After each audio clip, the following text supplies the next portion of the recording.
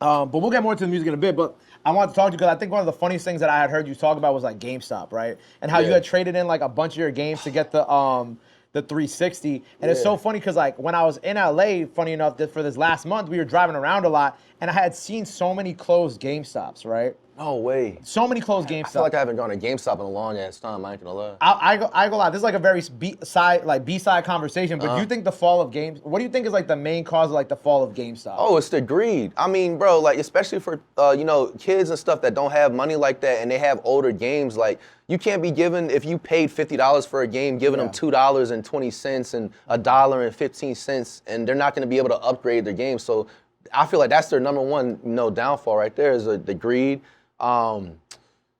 Yeah, no, I think that's honestly, to my opinion, the only reason why. Did you The think that's the greed, only reason? yeah, it has to be greed. Like, bro, you can trade in 50 games and they'll give you $7 for them. Like, you don't even have a chance to like upgrade anything and enjoy the experience. Or maybe they could have like let people rent something, like copy what Blockbuster did. If you remember Blockbuster, Of course. back, yeah. So Yeah, I'm only a year younger than you. I remember. I definitely remember Blockbuster. yeah, You know, it's crazy because like I feel like I went to I forgot what I was doing. I was going on some deep nostalgia dive the other day, and I was watching a bunch of like videos about how like Guitar Hero and DJ Hero failed. Yeah. And I remember like when I was buying, I think when I was buying maybe it was a P4 or something.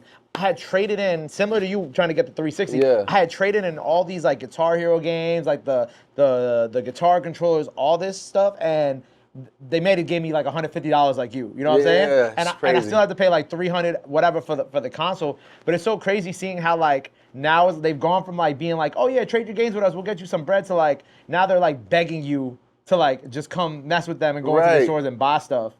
It's crazy. But like I also think like like them switching to like just doing solely collectibles became like an issue, because then they're just like, all right, you just go into the store, all you see are Funkos.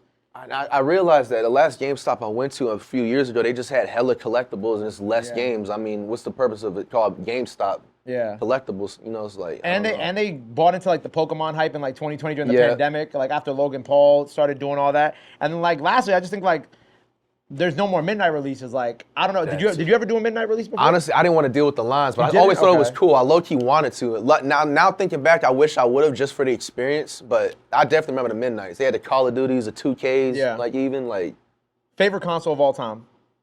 it gotta be the 360. Yeah. Yeah, it got to. Because I feel like, I don't know if it's like if it was actually the best console, or maybe we just like we're still so nostalgic about like all the games. Yeah, I mean the reviews didn't lie. They speak for themselves. I mean, Yeah. I just feel like they made all the classic games and they really peaked and had all their ideas and even a work ethic too. I feel like they wasn't all about just getting a quick buck. Microtransactions wasn't a thing. Microtransactions, you yeah. know. So like it forced people to actually play the game and focus on the gameplay. Right. Maybe which gave it longevity.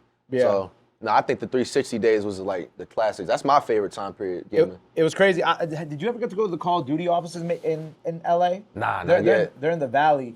It was crazy because like they took us through the offices, and I was like, and they were showing us like all the the stuff. We got to check out some of the sound design. They had to push us away from like the walls where they had the stuff for the next game coming out next year, because this is Infinity Ward, not whoever's developing Black Ops 6, because we're not gonna talk about Black Ops. But like they were showing us all this stuff, and it was such like a nostalgia trip. And it's like I just remember, I'm like, damn, like I really want y'all to go back to like the days of doing like just the war games being war games, like 360 days. You know what I Right, mean? exactly. And I feel like that's like what Battlefield 6 is doing. And they were kind of hinting that like the next Call of Duty that Infinity Ward is gonna be doing is like very grounded again. Because I feel like they see that like we're all older now. Exactly. You know what I'm saying? I know you just turned 30. I Yep, just turned they 29. 30. So it's like I feel like we're craving like what we had back then, and like we don't have it anymore. I think Yeah, similar with man. sports games too. Yeah, I noticed that they'll bring in like stuff that was in the game 5, 6, 7 years ago, just all of a sudden, and it's just like I feel like they're trying to bring that in because they see like a lot of the people that was their main core is like growing up, so it's like they need to make sure they keep that core audience in a way. So you gotta give them what they want. Right.